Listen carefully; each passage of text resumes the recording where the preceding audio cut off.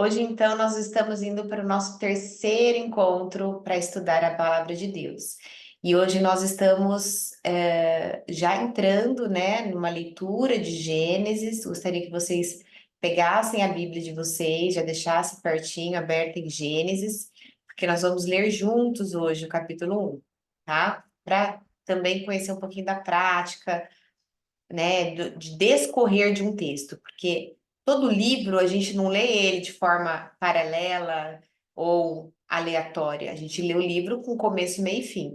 Então é muito importante que a gente tenha essa sequência para conhecer a história, o seu contexto. Então eu vou compartilhar aqui com vocês para a gente começar.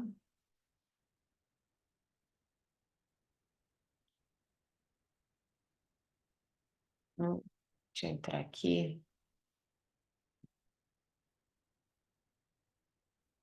Bom, vamos lá. Então, a gente já viu várias vezes que a Bíblia Sagrada é um conjunto de livros inspirados por Deus, escrito por homens, usados por Deus, né, para que pudessem nos relatar a história da humanidade, da criação, né, de Jesus. Então, a gente sabe que a Bíblia, ela é a revelação de Deus ao homem. Quando a gente fala que Deus falou comigo, por exemplo, Deus falou comigo, o que que isso significa?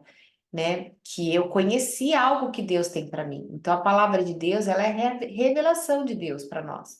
Só que se a gente não ler a palavra de Deus, deixar só aberto lá no Salmo 91, numa estante, isso não vai trazer para a gente nenhuma revelação.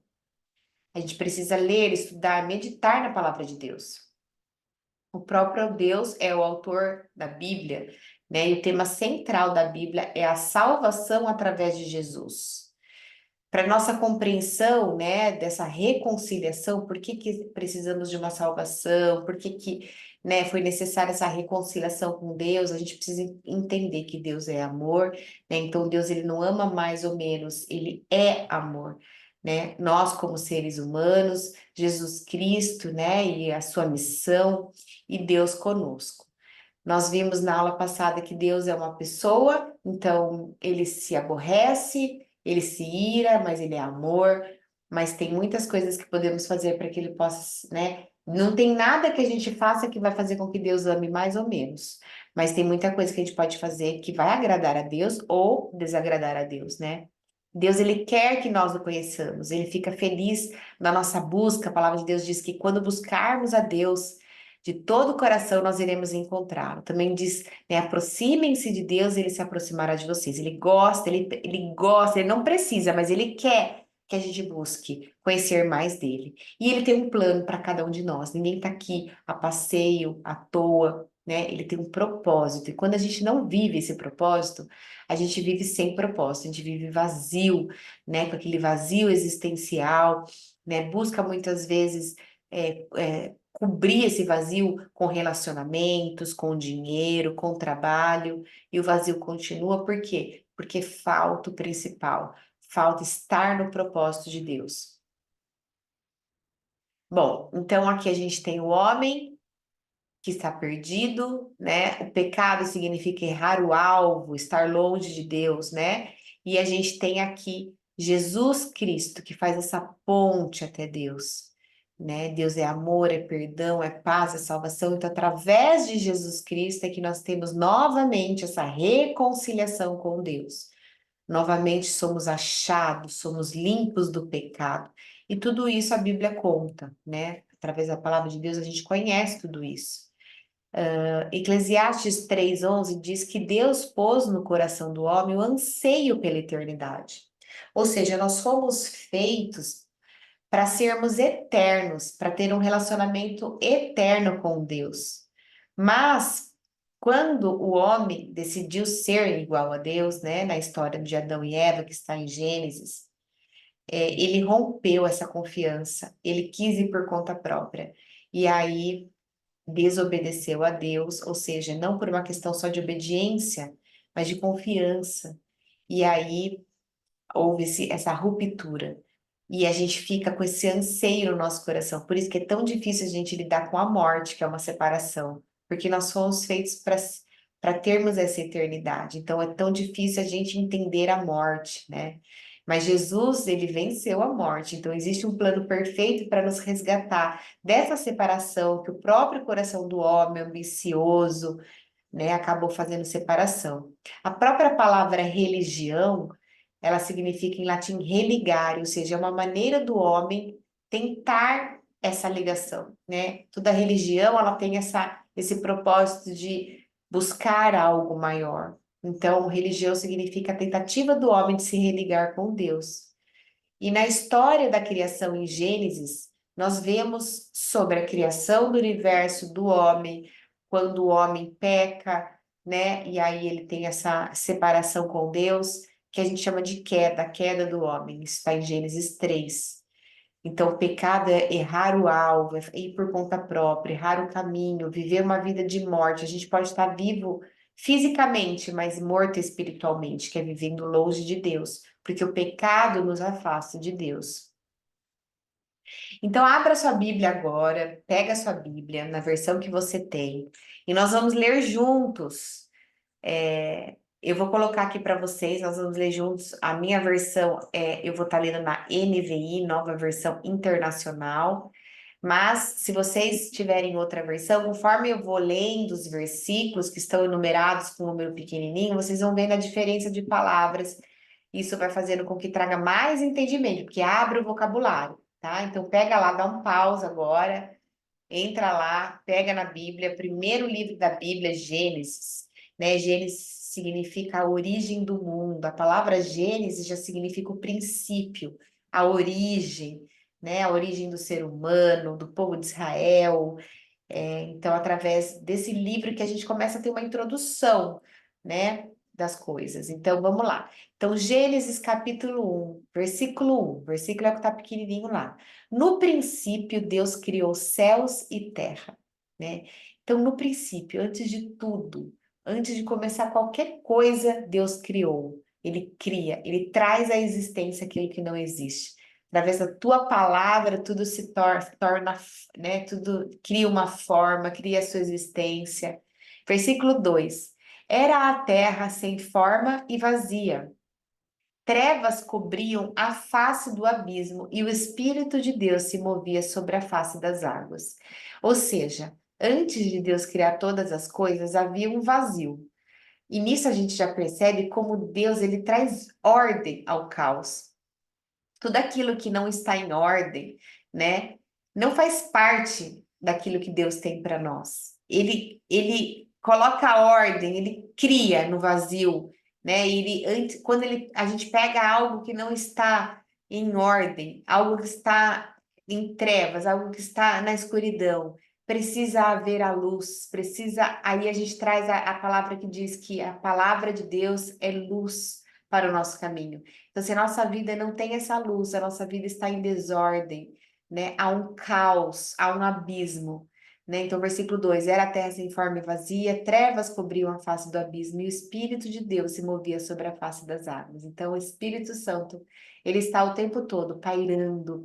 Essa palavra, no seu original, pairando, significa como uma ave que tem ali, está chocando, né? A sua cria. Então, o Espírito de Deus, ele pairava sobre as águas. E disse Deus: haja luz, e houve luz. Então, primeira coisa que Deus traz à existência é a luz. E aqui nós não estamos falando da luz do sol, porque a luz que a gente vai ver, né, da parte celeste, da parte de lua, sol, vem depois. É a luz do mundo. É Jesus, né, que estava no começo, é o princípio de todas as coisas. Então, a luz, ela já estava ali, né? Haja luz e houve luz. Versículo 4: Deus viu que a luz era boa e separou a luz das trevas. Por isso que a gente vê que não é a luz do sol. Ele está separando a luz das trevas. Já há uma separação. É necessário ter, né, uma separação entre as coisas de Deus e as coisas do mundo. É necessário haver um limite. É necessário a gente escolher o lado que a gente está, né? Versículo 5: Deus chamou a luz de dia e as trevas chamou noite. Passaram-se a tarde e a manhã. Esse foi o primeiro dia, né? Então, o primeiro dia Deus criou a luz, Deus separou a luz das trevas, Deus colocou ordem. Versículo 6. Depois disso, disse Deus: haja entre as águas um firmamento que separe águas de águas. Então, a gente tem aí agora a terra, né, e a parte do céu. Versículo 7. Então, Deus fez o firmamento e separou as águas que estavam embaixo do firmamento das que estavam por cima. E assim foi. Ao firmamento, Deus chamou céu. Passaram-se a tarde e a manhã, e esse foi o segundo dia. Versículo 9. E disse Deus: ajuntem-se num lugar as águas que estão debaixo do céu, e apareça a parte seca. E assim foi. A parte seca, Deus chamou de terra, e o chamou mares ao conjunto de águas, e Deus viu que era bom. Perceba que Deus, ele cria e contempla, né? Ele contempla a tua criação. Por isso que quando a gente faz algo, quando a gente cria, quando a gente trabalha, quando a gente investe nas pessoas, quando a gente progride, né? Nas coisas do alto, principalmente, a gente tem que também celebrar, dando glória a Deus, mas a gente tem que também, né, perceber que foi feito, né, contemplar. Então disse Deus: cubra a terra de vegetação, plantas que deem sementes e árvores cujos frutos produzam sementes de acordo com a sua espécie. E assim foi. A terra fez brotar a vegetação, plantas que dão sementes de acordo com as suas espécies, e árvores cujos frutos produzem segundo de acordo com a tua espécie. E Deus viu que ficou bom. Passaram-se a tarde e a manhã, esse foi o terceiro dia. Percebe que Deus, ele cria a partir já da criação. Então, da própria vegetação, ele criou as sementes das árvores de cada um da sua espécie, né? Então, ele sempre faz criado a partir já de algo criado. Então, por exemplo, por isso que fala que a árvore boa não pode dar frutos ruins, e as árvores ruins não podem dar frutos bons. A gente sempre vai dar fruto da onde estamos enraizados, da nossa origem, né? Disse Deus: haja luminares, ou seja, luzes, em outras versões dizem luzes.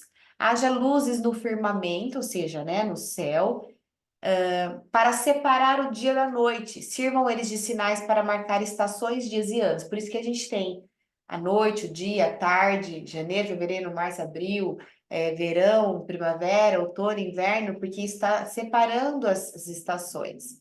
E sirvam de luminares, ou seja, de luzes no firmamento do céu para iluminar a terra, e assim foi. Deus fez os dois grandes luminares, o maior para governar o dia, ou seja, o sol, e o menor para governar a noite. Fez também as estrelas. Deus os colocou no firmamento do céu para iluminar a terra, governar o dia e a noite, separar a luz das trevas. E Deus viu que ficou bom. Passaram-se a tarde e a manhã, e esse foi o quarto dia. Disse também Deus: encham-se as águas de seres vivos e sobre a terra voem aves sobre o firmamento do céu. E assim Deus criou os grandes animais aquáticos e os demais seres vivos que povoam as águas, de acordo com as suas espécies, e todas as aves de acordo com as suas espécies. E Deus viu que ficou bom. Então Deus os abençoou, dizendo: sejam férteis, multipliquem-se, encham as águas dos mares, multipliquem as aves na terra. Passaram a tarde e manhã, e esse foi o quinto dia. E disse Deus: produz a terra seres vivos de acordo com a sua espécie, rebanhos domésticos, animais selvagens e os demais seres vivos da terra, cada um de acordo com a tua espécie, e assim foi. Deus fez os animais selvagens de acordo com as suas espécies, os rebanhos domésticos de acordo com as suas espécies, e os demais seres vivos da terra de acordo com as suas espécies. E Deus viu que ficou bom. Então Deus disse: façamos o homem à nossa imagem, conforme a nossa semelhança. Domine ele sobre os peixes do mar, sobre as aves do céu, sobre os animais grandes de toda a terra e sobre todos os pequenos animais que se movem rente ao chão. Deus criou Deus o homem à sua imagem, a imagem de Deus os criou. Homem e mulher os criou. Gente, aqui a gente vê que Deus cria todas as coisas e, por exemplo, das águas ele cria os peixes e fala para multiplicar. Da vegetação ele cria as árvores e fala para multiplicar de acordo com as suas espécies. E ele fez o homem de acordo com a imagem e semelhança dele. Nós temos o DNA de Deus. Nós somos feitos à imagem e semelhança de Deus, né? E o que eu acho mais bonito, por exemplo, é que como a gente sempre vai vir de origem daquilo que nos criou. Por exemplo, se eu tiro um peixe do que o criou, são as águas, ele fala para as águas criarem os animais. Se a gente tira o peixe do seu habitat natural, ele morre, mas a água continua, né? Se eu tiro uma árvore da sua raiz e arranco ela da terra onde a criou, onde é a sua origem, essa árvore morre. Se eu tiro a minha presença da presença daquele que me criou, que é o próprio Deus, eu vivo um estado de morte. Eu posso continuar viva fisicamente, mas o meu espiritual está morto. Por isso que nós precisamos permanecer naquele que nos fez, né? Quando a gente lê, são esses entendimentos espirituais que não estão escritos que o Senhor revela a nós. Se cada coisa que ele criou gerou é, espécie da onde ele criou o habitat, nós também fomos criados através da imagem dele. Então, se tira o peixe da água, o peixe morre, a água permanece. Se eu tiro a árvore do solo, a árvore morre, o solo permanece. Se eu tiro, me retiro da presença de Deus, eu vivo no estado de morte espiritual. Por isso que a gente tem que estar enraizada. Por isso que a palavra de Deus diz que, né, Jesus é a videira, nós somos o ramo e Deus é o agricultor. Se nós permanecermos nele, nós daremos frutos, né? E Deus os abençoou e lhes disse: sejam férteis e multipliquem-se, encham e subjuguem a terra. Dominem sobre os peixes do mar, sobre as aves do céu e sobre todos os animais que se movem pela terra. E disse Deus: eis que lhes dou toda a planta que nasce em toda a terra e produzem sementes, e todas as árvores que dão os frutos com sementes. Elas servirão de alimento para você.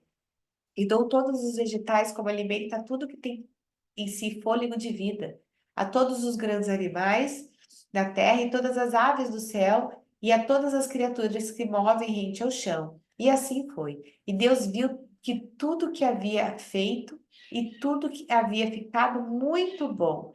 Passaram-se tarde e manhã, e esse foi o sexto dia. Então, depois que Deus fez tudo, ele sempre fala, e viu que ficou bom, e viu que ficou bom. Nesse último dia, ele falou assim, e viu que ficou muito bom. Há um superlativo aí, né? Ele viu que a criação tinha ficado muito boa. Então, esse primeiro capítulo de Gênesis, ele nos dá, né, uma introdução àquilo que foi criado, a grandiosidade da variedade das coisas que Deus criou, a sua preocupação, né, em fazer tudo a partir da sua origem, né? Nós temos a nossa origem no Senhor. Depois ele fala, domine sobre todas as coisas. Tantas vezes a gente deixa as coisas nos dominarem, né? E ele diz que ele nos fez para isso. Aí no capítulo 2, né, ele fala que, né, que ele criou a mulher a partir do homem, que ele todos os dias vinha, né, ao final da tarde passear no jardim. E é no capítulo 3 que a gente vê onde a coisa se rompe, né? Eu espero fazer com vocês a leitura pelo menos até o capítulo 3, que é o capítulo da queda, para que a gente possa entender por que que aconteceu essa separação e por que que a gente fala desse plano da salvação, da redenção, da reconciliação, tá? Então, por hoje é só, espero que vocês possam meditar novamente, volta, né? A palavra de Deus diz que a gente deve sempre trazer à existência aquilo que nos traz esperança. E a palavra de Deus, ela é esperança. Então, a gente deve sempre meditar, estudar, porque ela vai falar com cada um de uma forma particular. Então, que Deus abençoe a vida de cada um de vocês, que a leitura da palavra, que a revelação do Senhor seja algo buscado de forma intencional, de forma intensa, e que isso gere uma intimidade com o Senhor, tá bom? Deus abençoe, até a próxima aula, próximo encontro.